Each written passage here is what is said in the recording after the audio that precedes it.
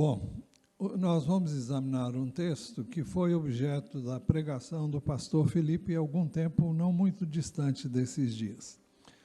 Mas queremos dar uma ênfase diferente da dele, porque vamos seguir o que vínhamos falando sobre a questão de termos um tempo a sós com Deus. E quero incentivar os irmãos a terem esse tempo. E eu creio na importância dele, é importante para mim, é importante para você. E sem esse tempo, eu não sei como é que podemos viver sem ele. Se por algum motivo eu me ver privado dele, eu sinto a diferença, eu sinto que faltou alguma coisa. Não é só mero costume, mas é porque falta algo que só através da comunhão com Ele nós podemos receber. Mais dele, mais da sua unção, mais do seu poder, mais da sua graça. É claro que nós a temos gratuitamente, mas você tem mais dele quando você está mais com ele. Quanto mais você está com ele, mais você tem dele. Então, o título da mensagem é Bem-aventurado é aquele, é o que diz o início do Salmo de número 1. Então, a pergunta é, o que o texto bíblico tem a nos ensinar sobre termos um tempo a sós com Deus de qualidade, através das Escrituras e da oração? Eu vou ler o Salmo, ali está de 1 a 6, mas nós vamos ler só de 1 a 3. Nós vamos ler todo o texto. Bem-aventurado é aquele que não anda no conselho dos ímpios, não se detém no caminho dos pecadores, nem se assenta na roda dos escarnecedores. Pelo contrário, o seu prazer está na lei do Senhor e na sua lei medita de dia e de noite. Ele é como árvore plantada junto a uma corrente de águas, que no devido tempo dá o seu fruto e cuja folhagem não murcha, e tudo que ele faz será bem sucedido. Os ímpios não são assim, são porém como a palha que o vento dispersa. Por isso os ímpios não prevalecerão no juízo, nem os pecadores na congregação dos justos. Pois o Senhor conhece o caminho dos justos, mas o caminho dos ímpios perecerá. O texto começa dizendo, bem-aventurado. O que é ser bem-aventurado? Essa expressão não é do nosso falar diário, como, pelo menos no nosso contexto cultural, estou falando do Brasil, nós não usamos essa expressão a não ser quando nós a lemos na Bíblia e quando falamos sobre ela. E ela significa abençoado, afortunado, bem-ditoso, bem-fadado, bem-sucedido, bendito, ditoso, faustoso, feliz e próspero. Algumas versões traduzem essa expressão como feliz, simplesmente. Mas quem é bem-aventurado? Primeiro, bem-aventurado é aquele que não anda no conselho dos ímpios. O ímpio é o antônimo, ou seja, o contrário do que é pio. O que é uma pessoa pia? Uma pessoa pia é uma pessoa piedosa, mas não no sentido de que tem piedade dos outros. Isso também deve acontecer, mas o sentido de pio é devotado a Deus. Então, o ímpio é o oposto do que é devotado a Deus, do que é dedicado a Deus, do que ama a Deus, do que teme a Deus, não é? Então, ele não não pode fazer isso porque ele não conhece a Deus e não teme a Deus e muitas vezes não está nem aí para ele. As Escrituras descrevem assim o ímpio, embora no texto que eu vou citar aqui não use a palavra ímpio. Mas o ímpio, o homem natural, não tem o Espírito de Deus. Ora, a pessoa natural, eu repito, é quem não tem o Espírito Santo de Deus como resultado de uma experiência genuína, verdadeira com Jesus. Ora, a pessoa natural não aceita as coisas do Espírito de Deus, porque lhes são loucura. E ela não pode entendê-las, porque elas se discernem espiritualmente. As coisas de Deus só podem ser entendidas por quem tem o Espírito de Deus. Ninguém pode ler a Bíblia e entender senão pelo Espírito de Deus. O trabalho do Espírito Santo, Jesus disse que ele, quando viesse, ele convenceria o homem do pecado, da justiça e do juízo.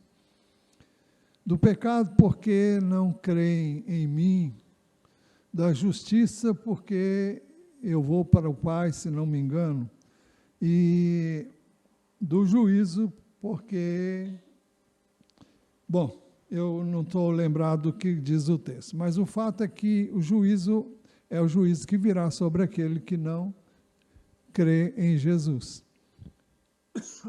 Então,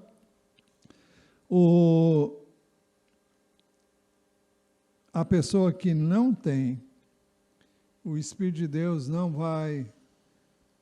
Bom, o Espírito vem, estava dizendo, eu me perdi aqui, o Espírito de Deus vem, como Jesus diz, para convencer o homem do seu pecado e da justiça de Deus através da obra redentora de Jesus e o julgamento de Deus para quem vier a rejeitar essa justiça de Deus para condenação. Por isso, se o homem não aceita Cristo como seu Redentor, como seu Salvador pessoal, ele não tem o Espírito de Deus e não pode entender as coisas de Deus. Romanos 8, 9, a segunda parte diz assim: se alguém não tem o Espírito de Cristo, esse tal não é dele. O Espírito de Cristo não é outro senão o Espírito de Deus. O ímpio também é chamado de gentio.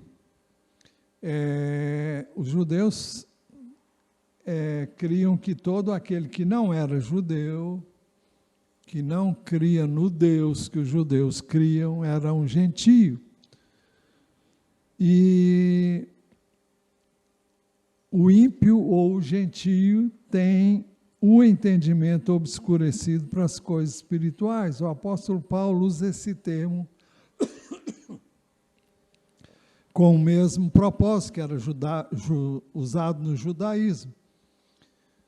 Ele diz assim: isso, portanto, digo, Efésios 4, 17, 19, e no Senhor testifico, não vivam mais como os gentios, ou seja, como os povos que não temem a Deus, como os ímpios que não temem a Deus, que vivem na vaidade dos seus próprios pensamentos, tendo seu entendimento obscurecido, separados da vida de Deus, a vida que Deus concede. Ele explica por quê? Por causa da ignorância em que vivem, pela dureza do seu coração.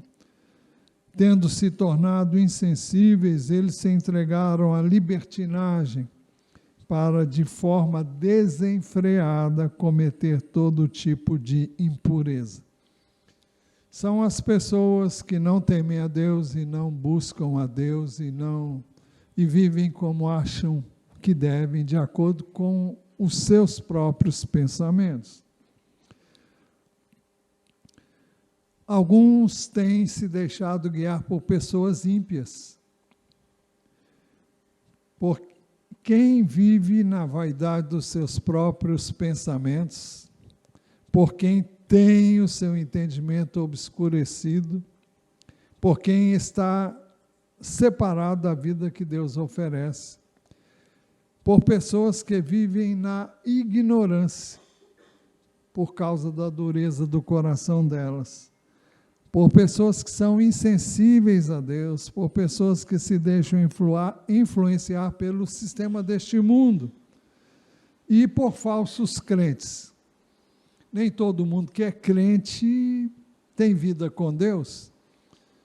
E quando o crente não tem vida com Deus, ele não pode falar pelo Espírito de Deus, porque ele não está em comunhão com Deus, ele está vivendo a vida como um ímpio vive. Então, aqui vale uma pergunta: quem é o seu herói? Eu não estou dizendo que você tenha que ter um herói aqui nesse mundo, mas quem é o seu modelo? Quem é o seu paradigma? Quem é a pessoa na qual você se mira e quer imitar? Quem imprime valores em você? Quem é o seu conselheiro? Quem compartilha da sua intimidade? Jesus comeu com os pecadores, dirigiu-se aos pecadores, recebeu bem os pecadores, e ele diz que veio para os pecadores. Mas observem, se vocês examinarem as Escrituras, que Jesus veio pregando arrependimento. Ele veio para que os pecadores reconhecessem o seu pecado, se arrependessem e mudassem de vida. Então, um pecador não tem nada para dar a mim, um pecador perdido.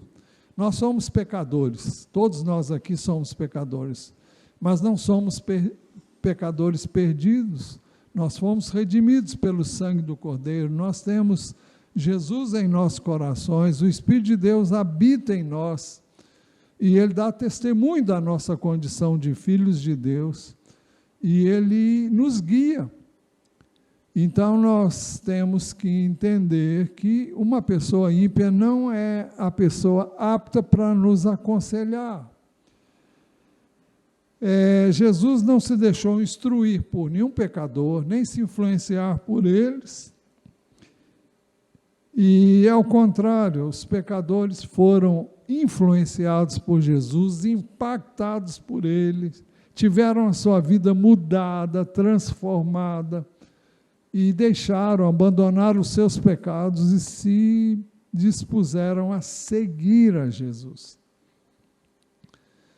E me lembro agora daquele endemoniado de Gadara, chamado endemoniado de Gadareno. Ele queria seguir a Jesus, mas Jesus disse: não, vai dar testemunho para os seus, e o propósito de Jesus é que vidas pudessem crer naquele que havia libertado esse homem do cativeiro no qual ele se encontrava. Seguir a Jesus não significa necessariamente andar atrás dele, até porque ele hoje não está aqui de maneira física, mas implica em seguir os seus ensinos, a sua palavra, e o ensino de Jesus está registrado nas Escrituras. Essa é a razão pela qual eu e você temos que buscar lá a orientação para a nossa vida. Nós somos guiados pelo Espírito de Deus também, mas toda a direção que o Senhor nos dá tem que ter o respaldo da palavra. Se não tiver o respaldo das Escrituras, eu posso ouvir várias vozes. Eu ouço a voz da minha consciência, eu ouço a voz da minha mente, e eu ouço, quando eu falo de ouvir, eu não estou falando de obedecer, muitas insinuações do inimigo, e ele não para de trazer pensamentos contrários à palavra de Deus, na minha mente. Na sua não, porque você não passa por isso, né? Mas saiba que passa sim, você é afligido por pensamentos que, se você não aferir esses pensamentos pela palavra de Deus, você vai entrar numa fria. Você vai entrar por um caminho que não é reto, que não é direito. E esse caminho vai levar você a um fim trágico.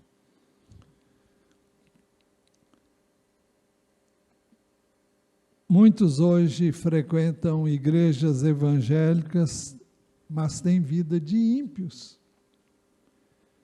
Pessoas que, por exemplo, mesmo solteiras, têm uma vida sexual ativa. E vocês sabem disso.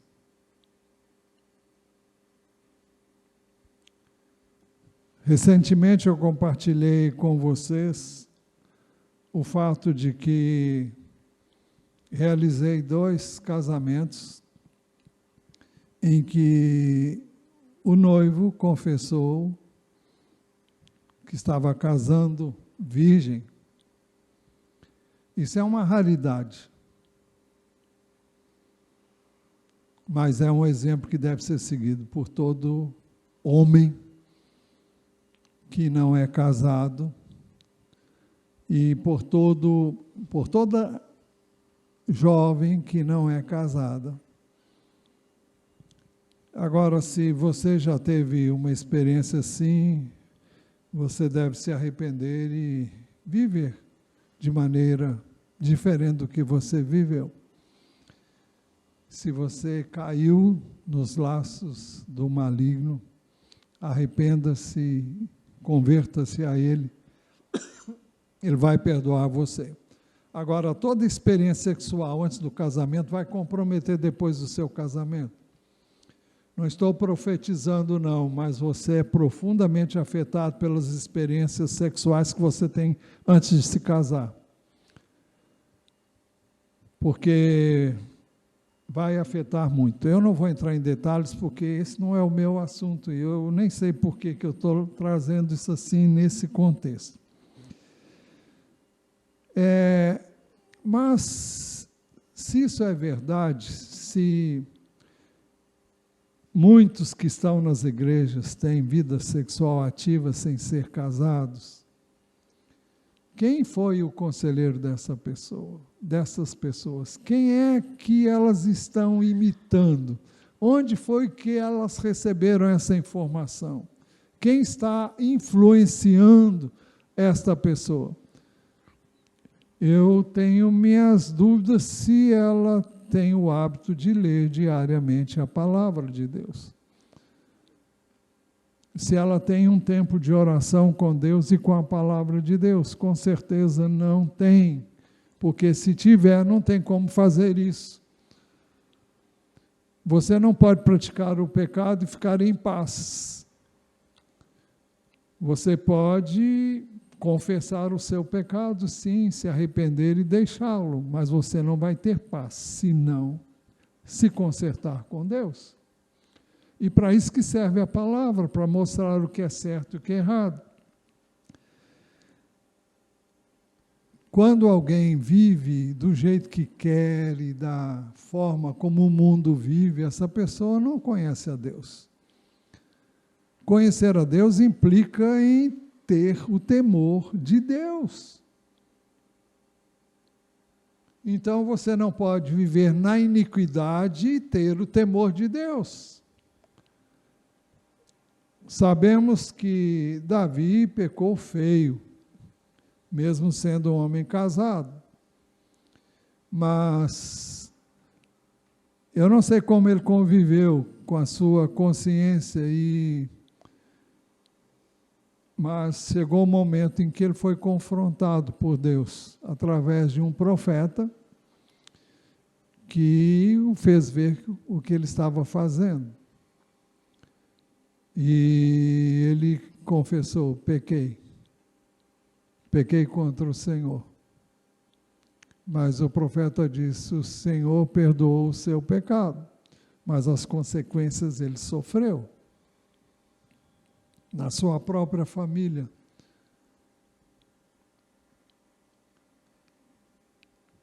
Por isso, bem-aventurado é aquele que não anda no conselho dos ímpios. Mas quem é bem-aventurado segundo o texto? Bem-aventurado é aquele que não se detém no caminho dos pecadores. Quem impressiona você? Quem faz você parar tudo que você está fazendo para ouvir essa pessoa e atentar para o que ela está dizendo, porque você julga que é importante o que ela está dizendo?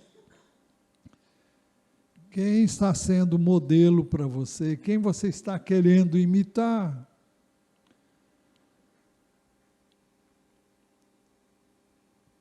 Eu tenho muito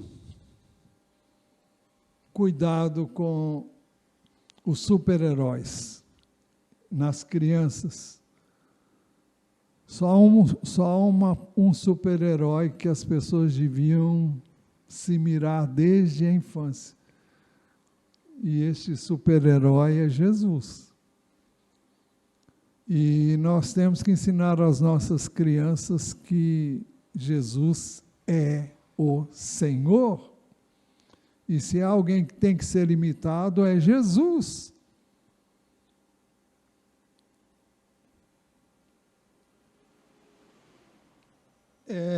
Com relação ao que o texto diz, bem-aventurado é aquele que não se detém no caminho dos pecadores. Provérbios 4,14 diz assim, não entre na vereda dos ímpios, nem siga pelo caminho dos maus.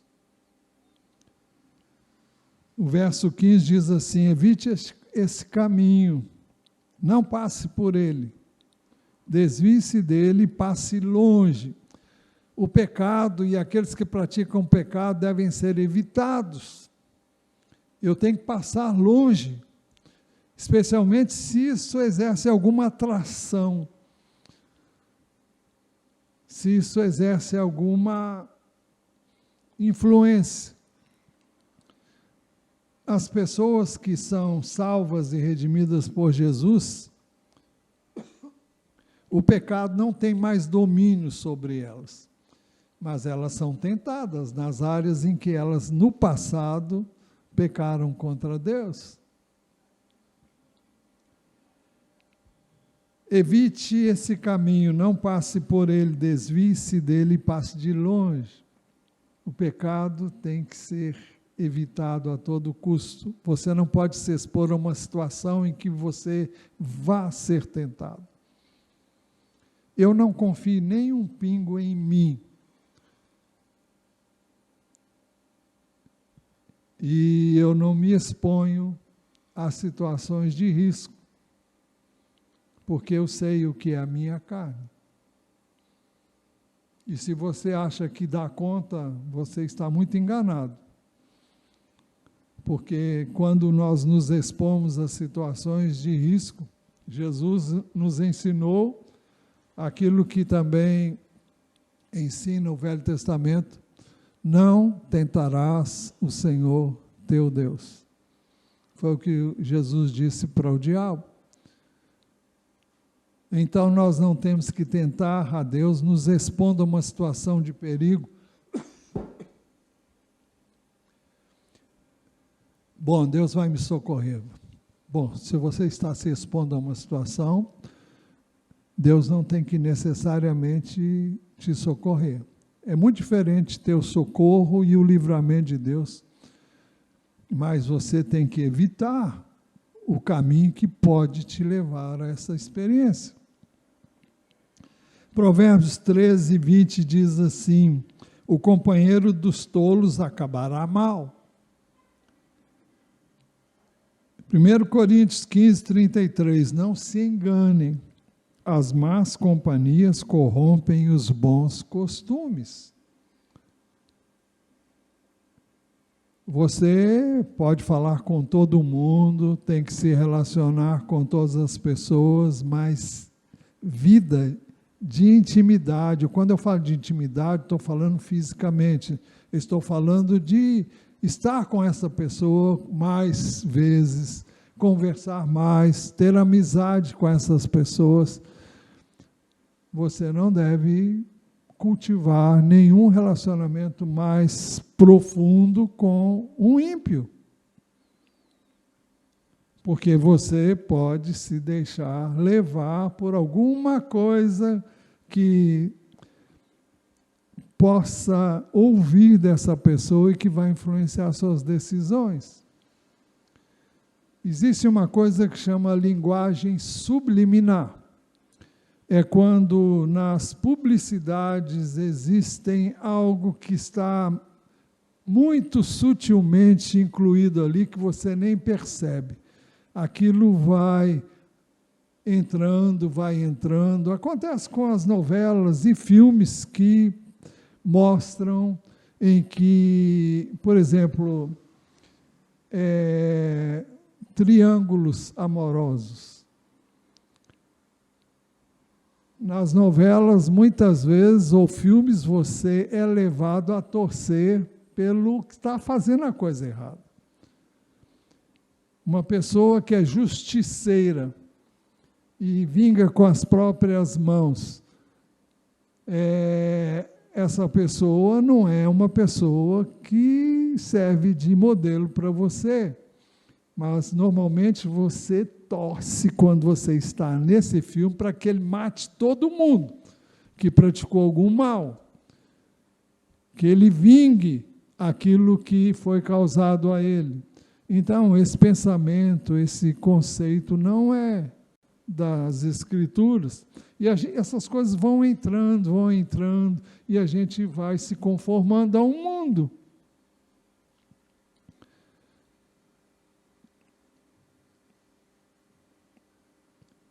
Por isso, bem-aventurado é aquele que não se detém no caminho dos pecadores. Mas quem é bem-aventurado? Terceiro lugar, bem-aventurado aquele que não se assenta na roda dos escarnecedores.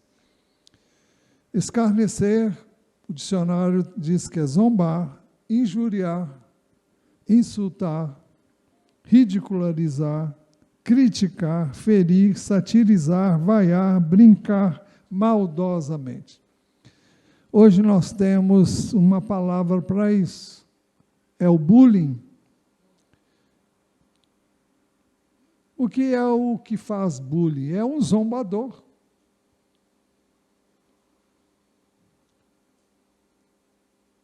E as crianças têm sido grandemente afetadas por isso.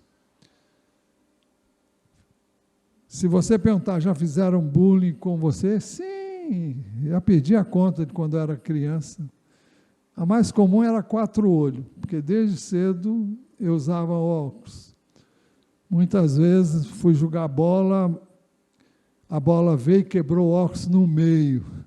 Isso aí era motivo de chacota, Então, são coisas que as pessoas vão recebendo e que pode marcar profundamente a pessoa. Então, zombadores hoje eu diria que são os que fazem bullying com as pessoas. Zombam de Deus, zombam das pessoas que creem em Deus. Judas 17 e 19 dizem assim estes versos. Mas vocês, meus irmãos, lembrem-se das palavras anteriormente proferidas pelos apóstolos de nosso Senhor Jesus Cristo. Eles diziam a vocês, nos últimos tempos haverá zombadores, andarão segundo as suas ímpias paixões. São esses que promovem divisões, seguem seus próprios instintos e não têm o Espírito. Não tem o Espírito de Deus. Mas quem é bem-aventurado? Em quarto lugar, bem-aventurado é aquele cujo prazer está na lei do Senhor. O texto diz: pelo contrário, seu prazer está na lei do Senhor. Ele não... Bem-aventurado é aquele que não se detém no caminho dos pecadores, não se assenta na... Não. Aquele que não... O que diz lá o texto, gente? Eu vou voltar lá. Bem-aventurado aquele que não anda no conselho dos ímpios, não se detém no caminho dos pecadores, nem se assenta na roda dos escarnecedores. Ao contrário, o seu prazer está na lei do Senhor. E na lei do Senhor ele medita de dia e de noite. Então vamos lá. Pelo contrário, o seu prazer está na lei do Senhor. A pergunta que vale a pena fazer é se você tem prazer na lei de Deus. Você ouve a palavra de Deus gostosamente? Se você ouve e tem prazer, seria normal que você se detivesse diariamente nesse propósito. Nós buscamos prazeres em N atividades. Se você ama Deus, você vai ter prazer nele. Estar em comunhão com Ele, orar a Ele, você vai ter prazer em ler a sua palavra. Foi cantado aqui, se não me engano, o cântico que antecedeu a celebração da ceia, que fala sobre a experiência daqueles 2 discípulos que estavam indo para Emaús, e eles encontraram, aliás, Jesus os encontrou, né? E se fez presente lá e começou a conversar com eles. E o texto diz que o coração deles ardia à medida em que Deus falava, à medida que Jesus falava com eles. E quando nós lemos a palavra de Deus, se fazemos isso com prazer, o Senhor vai ter, nós vamos sentir o nosso coração arder. É um gozo que o Senhor dá a você quando você se detém na palavra dele, quando você para ler, ouvir, estudar, meditar nessa palavra. É por isso que o salmista, no Salmo 119, 97, diz assim: quanto amo a tua lei. Isso no contexto da velha aliança. Também o 103, quão doces são as tuas palavras ao meu paladar, mais que o mel à minha boca. Salmo 19, 10 assim, 19, 10 diz assim,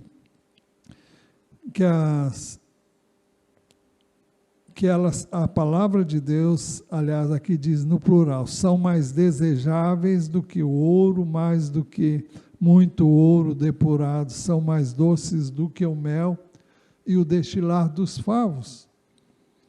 São mais desejáveis.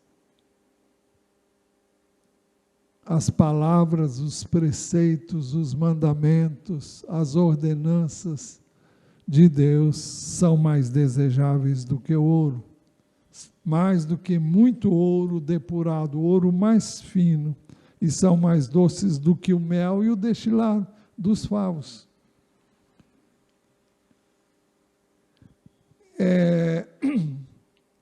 Estava conversando com a Ana Bia e sobre tomar mel. Ela teve um resfriado bem significativo e eu perguntei se... Aí eu me lembrei de uma coisa que ela me fez saber e lembrar. Ela, quando come mel, ela não passa bem. E ela estava lembrando que nós, lá em Israel, nós estivemos num lugar em que você podia cortar o favo de mel assim, ó, e mastigar o favo. Aquilo é cera, né? Mas você mastiga o favo e você bebe o mel. E ela disse que lá o mel não fez mal. Eu não sei o que eles colocam no mel, algum conservante, mas para ela faz mal. Ela não sente bem. Mas nós temos que ter prazer, como temos prazer no favo de mel. Nada mais delicioso do que essa experiência que tivemos lá. E é por isso que quem tem prazer na lei do Senhor terá prazer em separar tempo para estar diariamente com o Senhor através da sua palavra e em oração. Uma coisa pede a outra. Você ora para pedir entendimento, você ora porque você entendeu, porque trouxe gozo e alegria ao seu coração. Daí a importância de nós termos um tempo a sós com Deus de qualidade. Isso deve ser prioridade na sua vida, na minha vida, através das Escrituras e da oração. É fácil? Não é. Vocês não têm ideia de como é difícil para mim, e para você não é diferente. Eu tenho certeza. Tudo acontece para que você não tenha esse tempo. Interrupções, telefone, campainha, uma visita inesperada, uma consulta que o médico só atende se você for lá de manhã, e você, olha, são N coisas. E eu digo isso porque eu já vivi isso na pele, e vivo na pele muitas experiências, que eu vejo claramente o inimigo trabalhando para que eu deixe de fazer o que eu estava fazendo. Você se lembra de 1000 coisas que ele faz questão de lembrar a você naquela hora. Você está orando, mas vem à sua mente coisas que você tem que fazer, que são urgentes, coisa nenhuma. Mas faz você ficar ansioso, aflito, preocupado, desestabilizado. Tudo isso é uma guerra espiritual. Nós temos que entender isso. Se fosse bom, se fosse mal, o inimigo não ia criar nenhum obstáculo. Se fosse para o pecado, ele ia dar cobertura para você. Mas porque é para buscar a Deus, fonte de vida, de poder, de graça, então ele vai fazer tudo para que você não tenha isso. Por isso, bem-aventurado é aquele cujo prazer está na lei do Senhor. Mas quem é bem-aventurado? Em quinto lugar, bem-aventurado é aquele que na sua lei medita de dia e de noite. Por que meditar? É meditar para entender e discernir. Você pode fazer isso na hora que está lendo a Bíblia, mas muitas coisas requerem que você medite. Então você lê uma vez, 2, 3, e durante o dia todo e quando for possível, você medita naquilo que você leu. Por que você faria isso? Para buscar entendimento.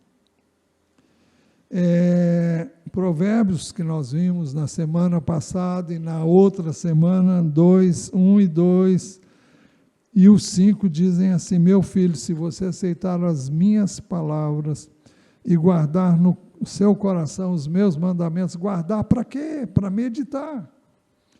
Se você der ouvidos à sabedoria, nós temos sabedoria através do Espírito de Deus, é Ele que nos dá a sabedoria. Mas você tem que estar conectado. Você tem que estar conectado com Ele. Então, Ele vai trazer luz sobre aquele texto. Mas você só pode ter isso se você tiver lido, tiver tempo com Deus naquilo. Você não vai se lembrar de uma coisa que você não leu, não estudou. Se você der ouvidos à sabedoria e inclinar o seu coração ao entendimento, então você entenderá o temor do Senhor e achará o conhecimento de Deus. É meditar para praticar. Josué 1:8 diz assim: não cesse de falar deste livro da lei. Pelo contrário, medite nele dia e noite. O texto não está dizendo para você ler dia e noite, mas para você meditar no que você já leu, já ouviu. Para quê? E o texto diz: para que você tenha cuidado de fazer segundo tudo o que nele está escrito. Então é para praticar.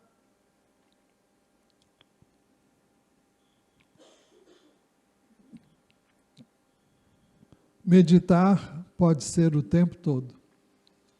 Agora, você só pode meditar se você tiver antes separado um tempo para estar com a Bíblia e em oração.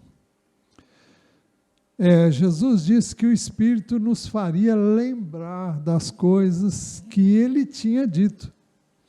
Ele diz assim, João 14, 26, mas o Consolador, o Espírito Santo que o Pai enviará em meu nome, esse ensinará a vocês todas as coisas e fará com que se lembrem de tudo que eu lhes disse. Então, o Espírito de Deus nos ensina, e especialmente os apóstolos, foram aqueles que, inspirados por Deus, escreveram as Escrituras do Novo Testamento. E isso veio a ser o ensino do Espírito. Agora, você não pode meditar em algo que você não leu. O Espírito de Deus vai fazer você lembrar do que você leu, do que você estudou, do que você memorizou.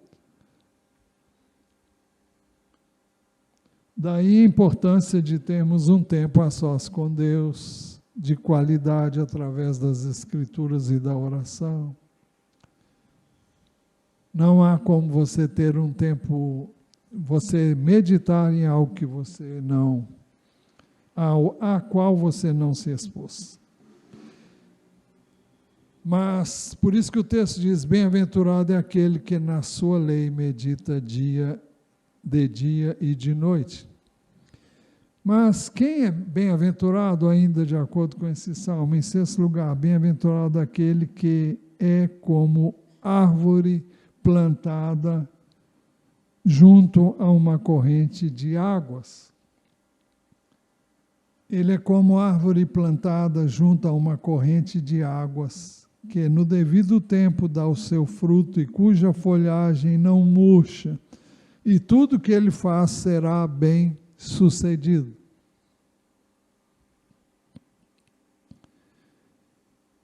Ele é como árvore plantada junto a uma corrente de águas. Como é que é uma árvore plantada junto à corrente de águas? O texto diz que no devido tempo dá o seu fruto.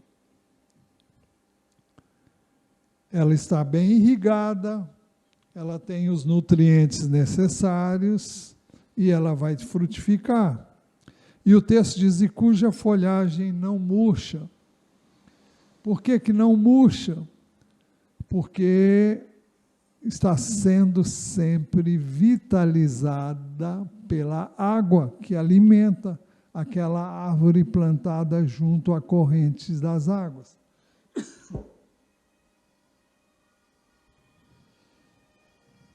Então, essa árvore que ilustra bem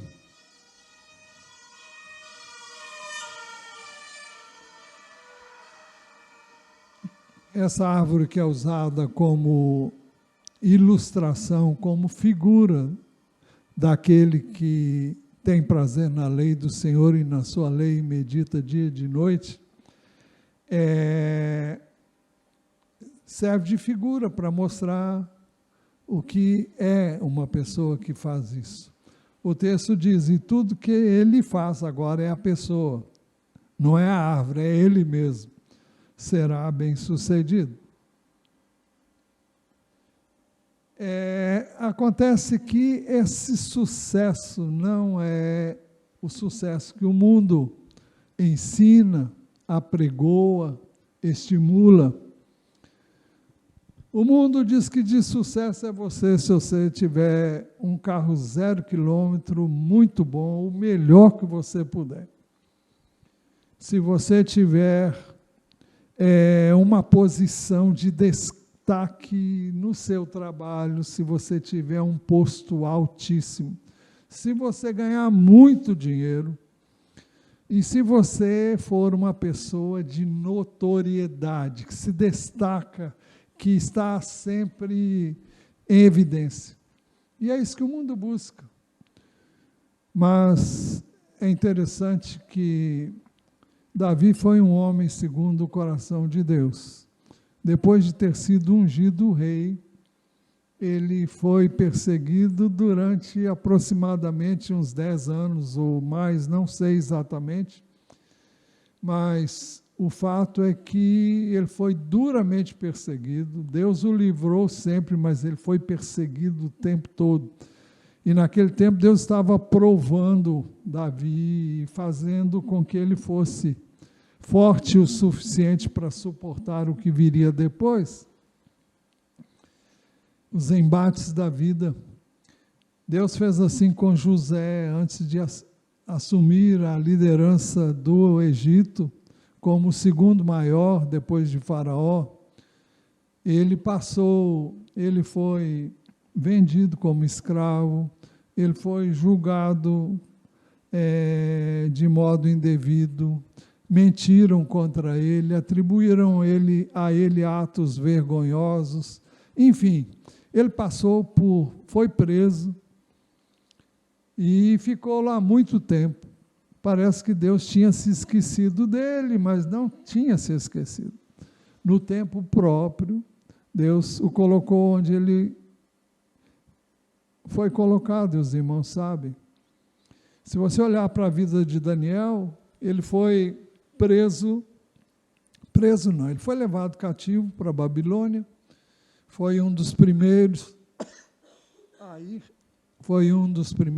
ir para a Babilônia, e ele foi com o que nós chamamos de primeira leva.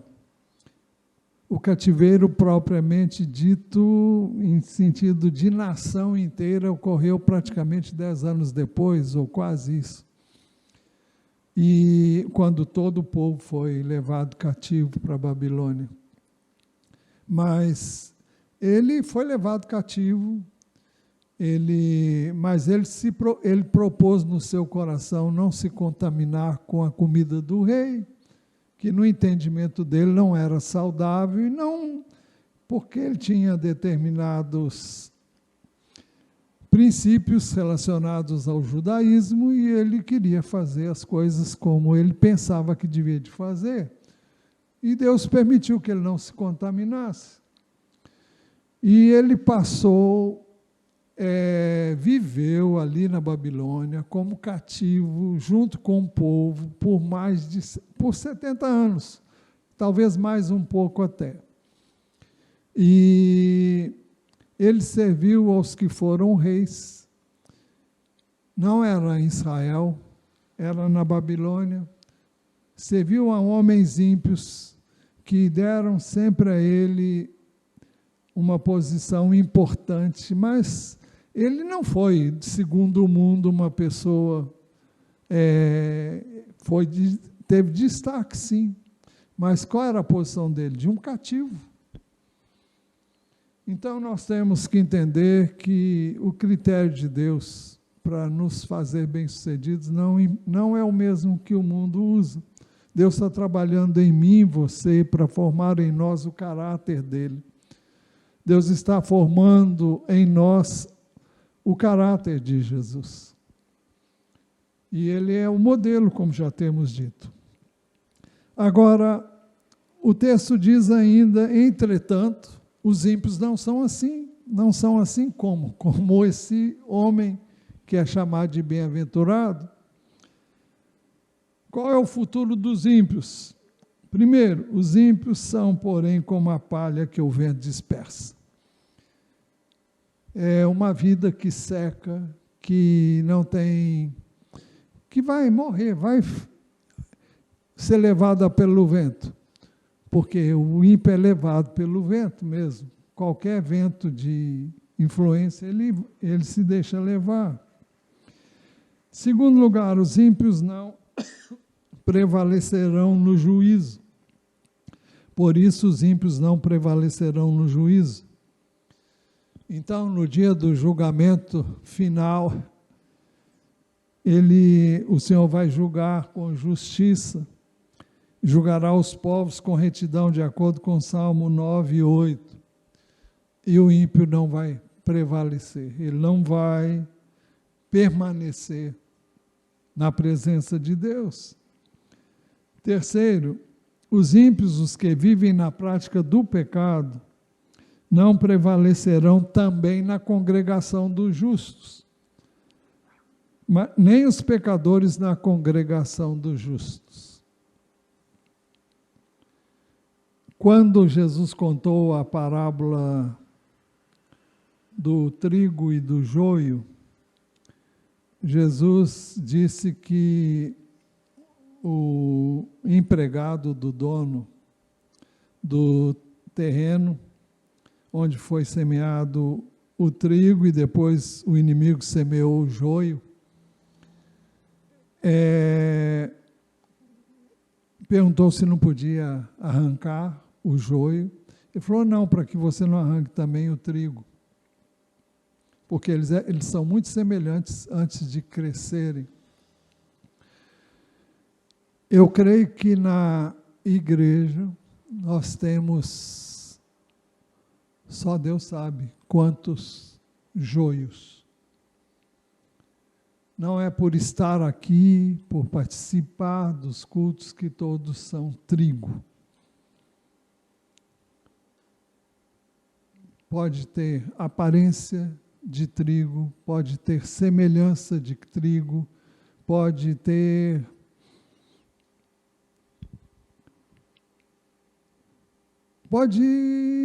jargão do crente, pode ter, como é que eles chamam de, quando o idioma do crente, como é que é? Hein? O crentez, pode ter todas essas coisas, mas isso não garante que essa pessoa é do Senhor. Eles não vão prevalecer na congregação dos justos. Se alguém já disse que se a igreja for,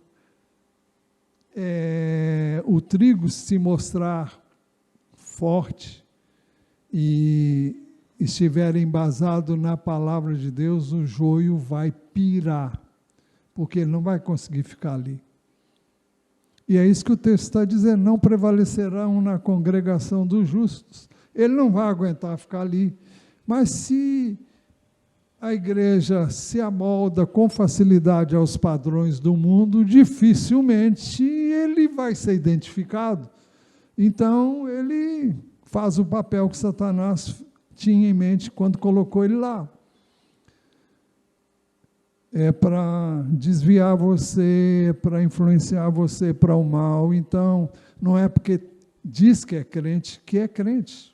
Nós temos que ter cuidado com as pessoas com as quais nós chamamos para um convívio maior.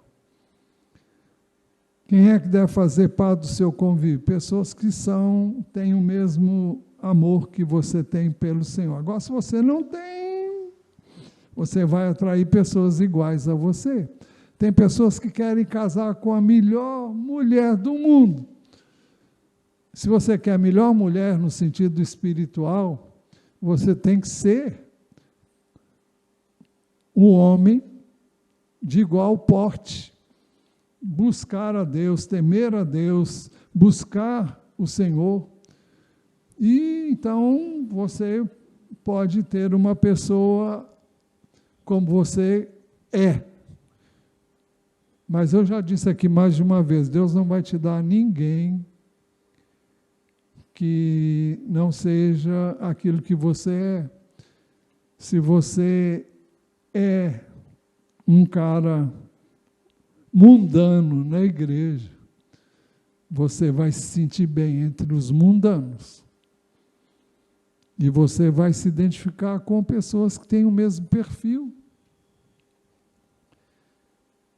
Mas, em quarto lugar, o caminho dos ímpios leva à morte.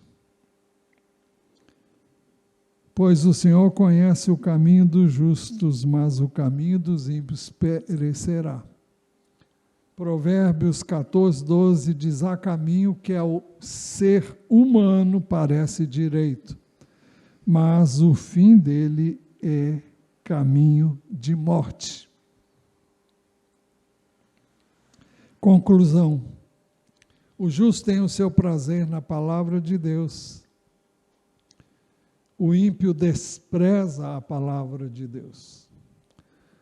Por isso o futuro dirá, e todos verão a diferença entre o justo e o ímpio. O justo não é o perfeito, mas é aquele que teme ao Senhor. No Velho Testamento, a palavra justo é usada para descrever o homem que teme a Deus. E o texto que eu vou citar é de Malaquias, o último livro do Velho Testamento, que diz assim, Malaquias 3:17 e 18. Eles serão a minha propriedade peculiar naquele dia que preparei, diz o Senhor dos Exércitos.